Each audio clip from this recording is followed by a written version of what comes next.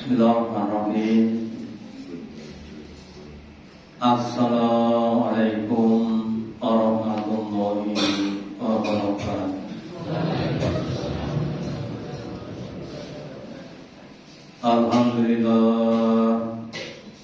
Alhamdulillahilladzi at'amana bi ni'matil imani wal islam. Asyhadu an la ilaha illallah wahdahu la syarika lah wa asyhadu anna Muhammadan abduhu wa rasuluhu la nabiyya wa la rasula ba'da.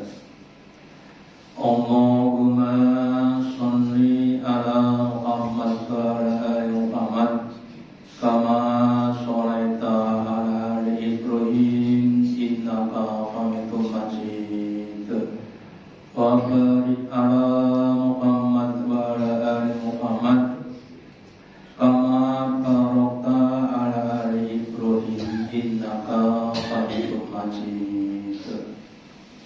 Qala Allahu ta'ala fi kitabihil karim. A'udzu billahi minasyaitonir rajim. Ya ayyuhalladzina amanu ittaqullaha haqqa tuqatih wa la tamutunna illa wa antum muslimun. Bapak Ibu hadirin yang dirahmati Allah, yang pertama dan utama, marilah kita selalu meningkatkan kesyukuran kita, keimanan dan ketakwaan dengan mendengarkan dari larangan-larangannya. Juga mengingatkan kepada kita pentingnya kita berdoa, meminta supaya dijadikan hamba yang syukur, ingat dan melakukan ibadah.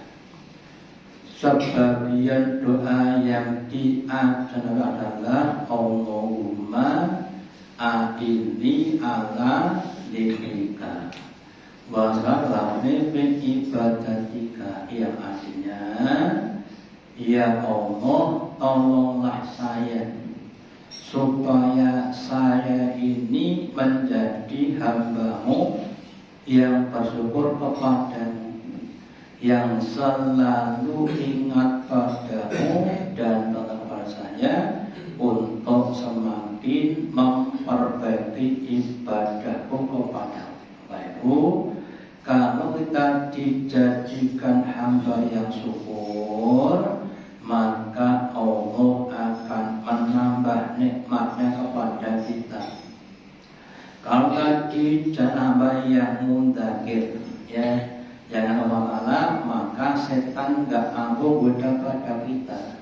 Ya, kalau kita menjadi orang yang semakin bagus ibadahnya, sholatnya, puasanya, ya, maka kita akan semakin dekat dengan Allah. Yang monggo doa itu kalau bisa dilazimi dan menentukan kita, semoga kita menjadi orang yang lebih dari Allah. Kemudian melanjutkan materi kemarin tentang bab sunnah, bab tunjuk. Sebuah ayat mengatakan, Nabi ucapnya, qad aflaha man hudiya ila Islam. Sungguh bahagia, sungguh benar orang yang ditunjuki kepada Islam. Apa bahagianya, apa untungnya? Karena setiap petunjuk Islam akan menimbulkan namanya kemaslahatan. Contoh, ya, dalam hal makan atau berpakaian, Islam dengan petunjuk makan itu dari makanan yang halal, yang thayyib, tidak berlebihan, makan pakai tangan kanan, bismillah tidak bersandar, ya. Makanan yang halal dan thayyib itu akan memberikan dampak kepada kita, dan sebaliknya. Kalau makanannya haram, ya, tidak toyib yang kita kenal sekarang namanya jangkut nama maksud. Jangkut adalah makanan sampah, makanan yang mengotori pada tubuh kita, bikin kolesterol naik, itu namanya yang tidak toyib, ya, atau berlebihan menimbulkan namanya obesitas dan sebagainya. Itu contoh makan. Atau tentang bab rumah tangga antara suami dan istri, ya.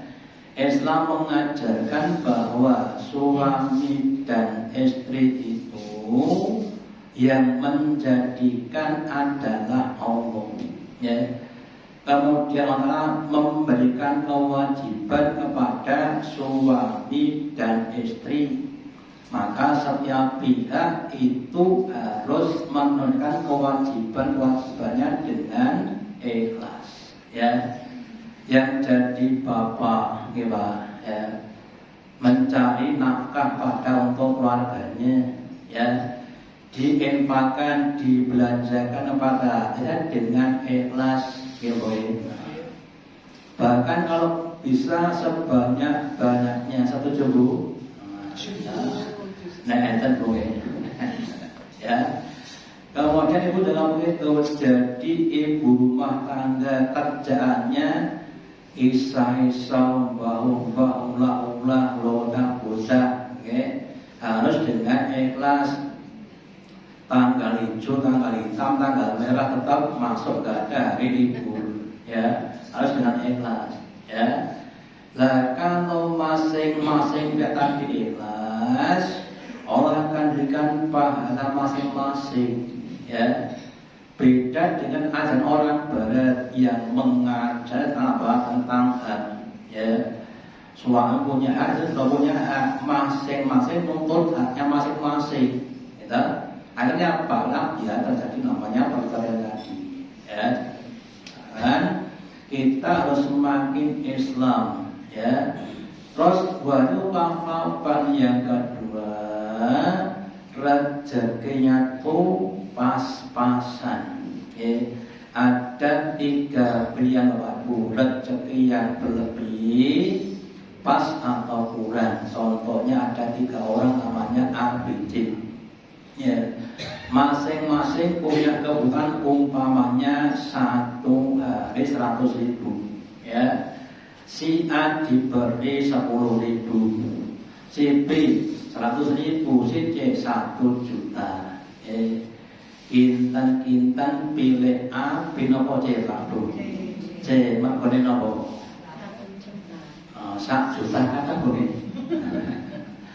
Nek tentunya kita pengen kapi rasa diangkat apa rekosonya? Rekosonya itu nilai pertanggungjawaban, ya. Kelebihan harta itu akan menjadi beban tapi tidak dinikmati. Mempunyai mobil 20 yang dipakai pinter, yang dipertanggungjawabkan berapa? Rekoso tuh, ya. Yang ada dia rekoso kurang boleh, tidak boleh utangan, ya. Hanya kita memahami bahwa rezeki itu kalau bisa yang pas-pasan saja, gitu. Kemudian diberi rasa qanaah, ya, merasa cukup dengan apa yang ada, ya. Nggak usah cari yang tidak ada, gimana? Pas dahar enten ayam bakar gini rumah wong kesagel seriane kita Pak. Ya, pas boleh. Ya, tentang yang saya sampaikan, ini suatu pelatihan mental, ya. Kalau kita makan, Pak Bu, apapun yang kita makan enak nopo mboten enak niku, kalau sampai ditenggorkan ke bawah rasanya sama. Jadi, nek metu ya bodoh lah, ya. Naik mobil dan kalau kita rasakan ya sama-sama saja, gitu. Makanya kita nggak usah mau saja mikir yang tidak-tidak. Jadi kalau kita berusaha untuk semakin qanaah maka nanti akan semakin enak. Apalagi ya sekarang di negeri kita sedang ada inovasi yang seperti yang begitu tinggi, cari pertanyaan semakin susah dan sebagainya. Ya, semuanya berusaha untuk semakin mengenal. Ya, kemudian suatu amalan yang kalau kita amalkan akan menimbulkan petunjuknya sunnah Buddha. Apakah sunnah Buddha itu adalah sholat berjamaah 5 waktu bersama imam di masjid masing-masing. Ya, Nabi bersabda, barang siapa yang dia senang ketemu Allah dalam keadaan muslimah, ya, dalam keadaan menjadi orang muslim, maka hendaklah dia menjaga dari sholat 5 waktu. Ya, di sholat harus kita jaga apanya, pelaksanaannya, waktunya dan sebagainya.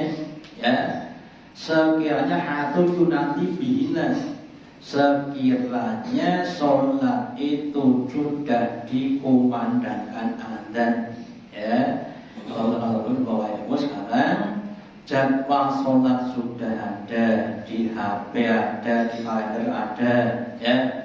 Kita masing-masing punya jam di rumah, jam di tangan, jam di HP, ya.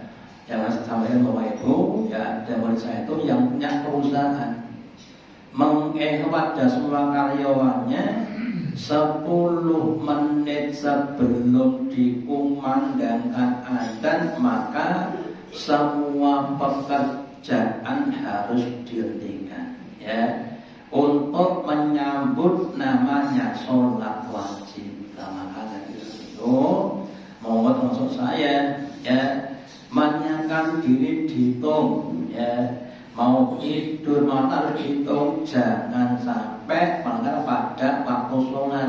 Diwakil jam tengah sore atau siang tidur, ya, kemudian akhirnya jam berapa? Jam 3, kalau jam berapa? Jam 5, berarti kan melanggar sholat asar tadi.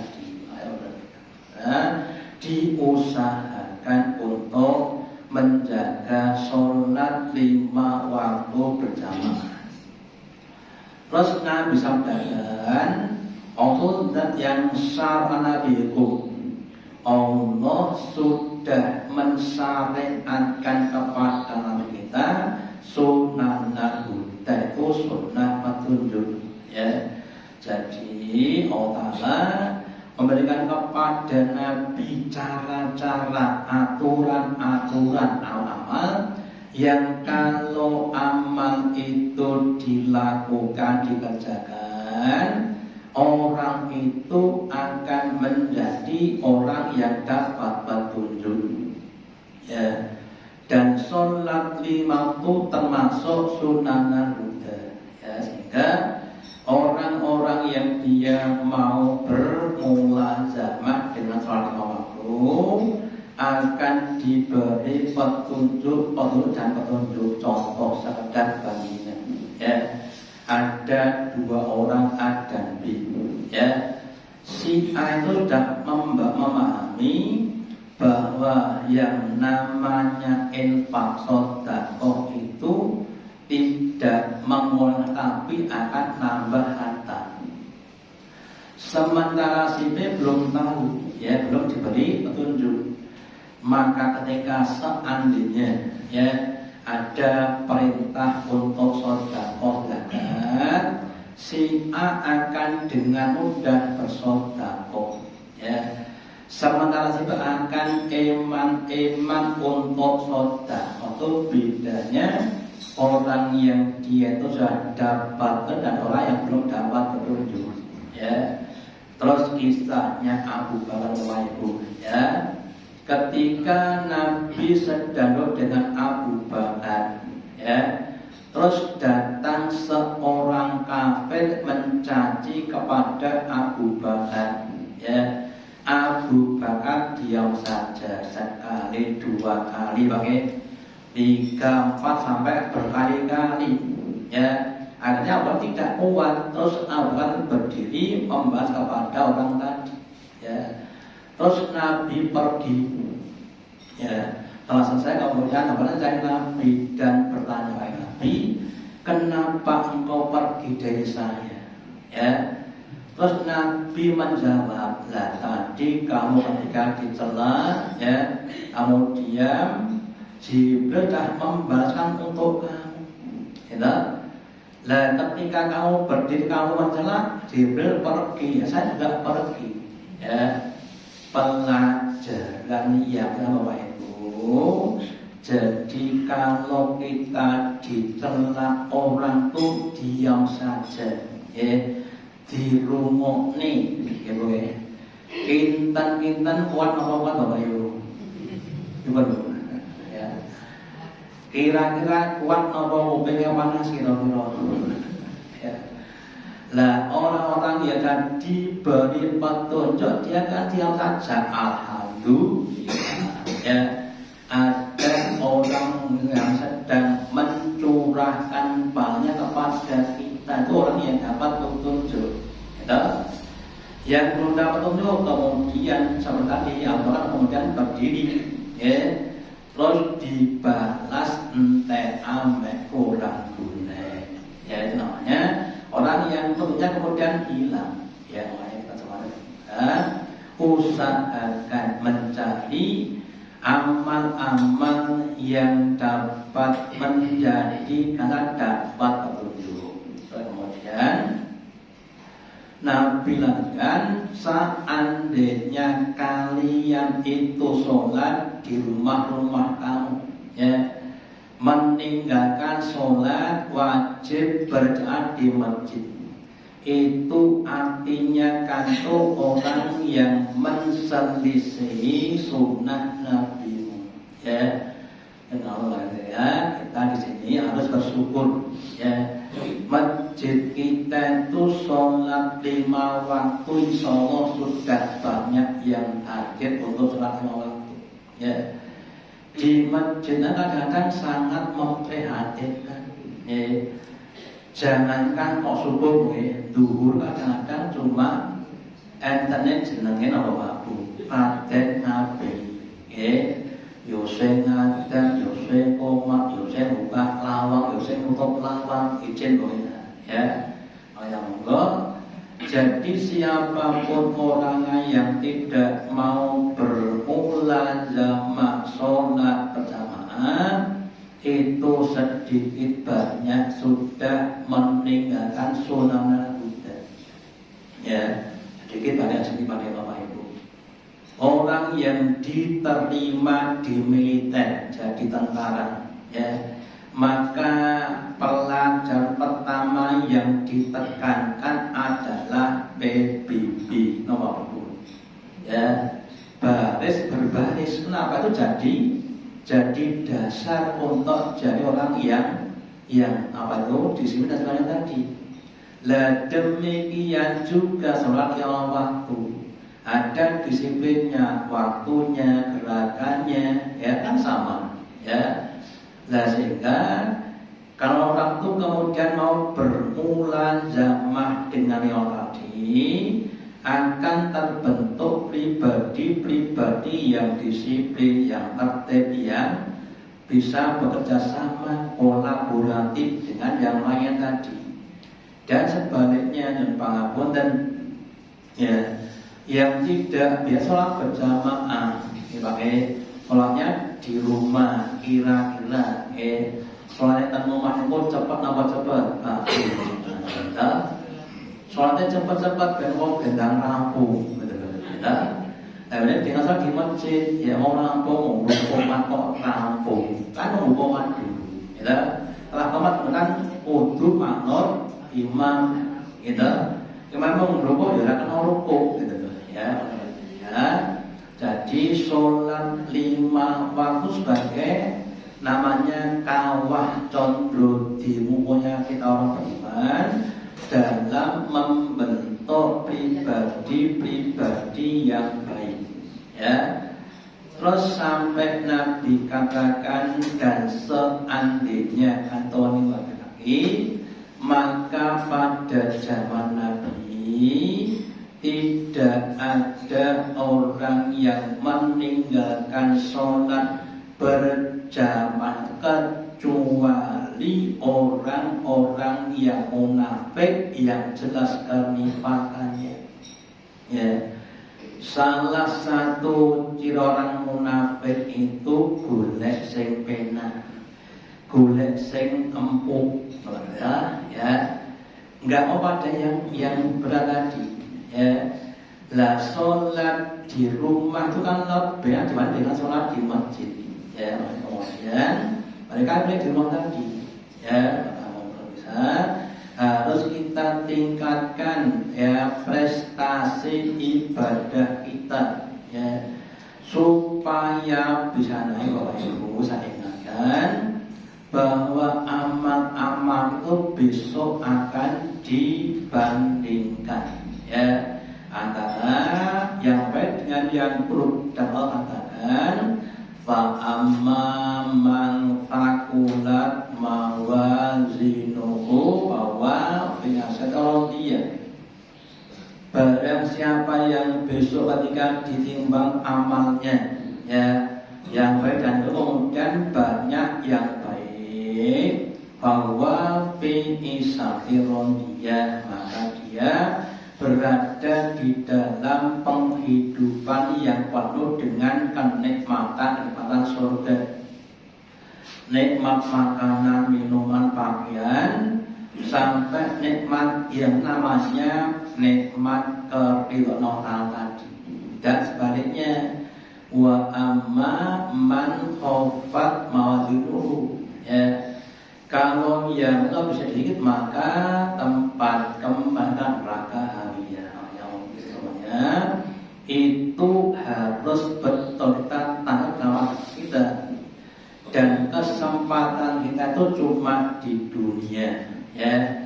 Nanti kalau sudah meninggalkan dunia, sudah tidak ada kesempatan cari pahala, ya. Terus kita harusnya mencari amal-amal yang pahalanya lebih besar sekedar untuk bandingan, ya. Negara itu, negara berkembang itu kalau mengekspor barangnya gede-gede, regone cilik-cilik. Kita contoh kelapa sawit atau mungkin kelapa. Sedangkan negara maju barangnya kecil tapi harganya gede-gede, contohnya HP, gitu Pak. Kalau satu kelapa pinten dulu? Satu kelapa regone pinten? Kelapa ambil 15. Nek satu HP pinten? HP cilik. HP itu kan 5 juta. Jadi saat HP pinten kelapa gitu. Kita terus contoh, ya. Makanya kita jadi negara maju, ya. Kita menjadi muslim yang maju, melakukan satu amal kecil tapi pahalanya besar. Jangan muslim yang berkembang, ya, pahalanya berat, pahalanya sedikit itu jangan. Ya, makanya kita jangan. Ketika kita masuk masjid itu diusahakan untuk menunaikan sholat namanya tahiyatul masjid, ya. Terus duduk menunggu iqamah atau menunggu adzan itu sudah dihitung sebagai orang yang sholat, ya. Terus kemudian sebagian sahabat Bapak Ibu karena sudah pahamnya tentang fadilah sholat berjamaah, ya, sampai dia nggak bisa jalan itu ditopang oleh 2 orang kanan dan kiri, boten saged mlaku, terus ditopang kanan kiri, kemudian ditegakkan di soft tadi, supaya dia mau untuk sholat berjamaah, sekedar juga bandingan baru kita. Seandainya Pak Lurah kita umpamanya contoh saja mengumumkan warga kelurahan saya besok Ahad pagi mulai jam 7 setiap warga itu akan dapat bantuan 5 juta per kepala, syaratnya datang di kelurahan umpama. Seandainya di lapangan ada ibu atau nenek boten saged mlampah kintan pripun? Pamangkat napa besake? Mergane napa? 5 juta. Kita harus ngomong sholat pada sangat-sangat besar. Ya, sehingga yang tahu meskipun dia tidak tetap akan datang. Ada namanya Abdullah Asairi. Ya, orang yang ketika umur 11 tahun kakinya ada penyakit nggak bisa jalan lagi. Tapi dia tetap dengan cara merangkak. Ya, merangkak dari rumah ke masjid dan sebaliknya sehari 5 kali setahun pimpinan waktu. Selama kurang lebih cuma 60 tahun, Pak. Ya, itu selama itu dia merangkak terus kembali. Ya, berarti betapa banyak orang sholat jamaah tadi. Ya, nanti saya sampaikan. Mungkin bagi kita yang belum dapat hidayah tentang pagi salat berjamaah, monggo kita berdoa supaya kita diberi hidayah, ya, diberi kemampuan dan kemauan petunjuk untuk bisa datang di sholat jamaah di masjid-masjid yang dikumandangkan ada. Tidak harus di masjid sini, ya. Yang penting masjid-masjid yang dikumandangkan akan kita datang di sana. Ya, seperti saya kadang-kadang ya pulang kerja ya jam 11 lebih ya, terus lagi mungkin telat. Maka kemudian saya soalnya di kantor Suro, ya, di mana itu ada di Kuala tadi, ya. Lah nanti kalau kita semakin diberi petunjuk, maka kita akan semakin sempurna amal kita. Ya, ini sekadar contoh saja amal yang sempurna. Contohnya begini: datang di masjid sebelum atau sholat adzan, ya, kemudian sholat qobliyah, kemudian nunggu iqamah, ya, terus kemudian kita sholat berjamaah, ya. Lalu kemudian kita zikir, kemudian doa, kemudian qobliyah. Itu adalah yang sempurna, ya. Lah kalau itu kita beri nilai 100, maka kita nilainya berapa? Monggo dicari dewi-dewi, ya. Kemudian kita usahakan seandainya sekarang ini, ya, nilai kita baru 60, monggo ditingkatkan jadi 70 dan seterusnya tadi, ya, sehingga nanti diharapkan semakin tambah umur kita akan semakin tambah prestasi di hadapan Allah, ya, sehingga ketika suatu saat nanti kita meninggalkan dunia fana ini, kita sudah bisa mencapai pada titik-titik atau makom-makom yang tinggi di hadapan Allah. Dan Nabi bersabda bahwa innamal a'malu bikhawatimi, ya, amal itu tergantung pada tutupannya. Kalau kita bisa menutup hidup ini dengan tingkat yang tinggi insyaallah, nah kita akan mendapatkan tingkat surga yang tinggi dan sebaliknya. Dan semuanya dimudahkan Allah dalam minimal mendatangi sholat berjamaah di waktu di masjid, sampai ratib dengan ikhlas, sabar, istiqomah sampai akhir khotimah. Amin. Sampai sudah manfaatnya. Allahumma taqabbal minna innaka antas sami'ul wa tub alaina innaka antas. Wassalamualaikum warahmatullahi wabarakatuh.